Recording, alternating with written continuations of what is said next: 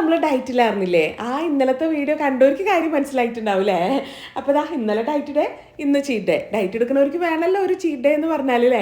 അപ്പോൾ ഞാനിന്ന് കാണിക്കുന്നത് നല്ല അടിപൊളി ബീഫ് ഡ്രൈ ഫ്രൈൻ്റെ റെസിപ്പി ആട്ടാ.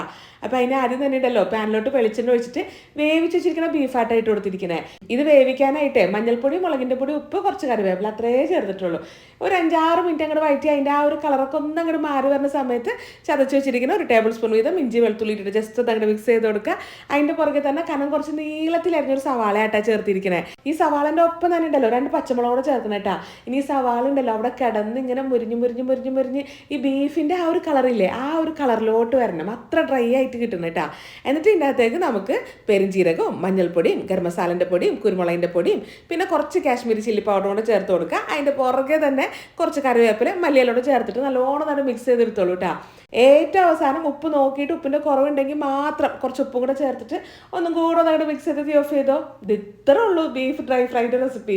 ഈ ബീഫ് ഉണ്ടല്ലോ എനിക്ക് നാട്ടിൽ നിന്നേ വാപ്പിച്ചും മുച്ചിയൊക്കെ കൊടുത്തു വിട്ടതാട്ടാ, അല്ലാണ്ട് ഞാൻ വേവിച്ച് വെച്ചതൊന്നുമല്ലേ.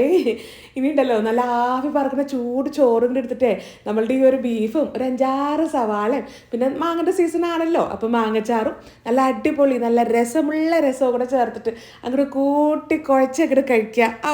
അത് മതി നമ്മുടെ ലഞ്ചിന് അല്ലേ.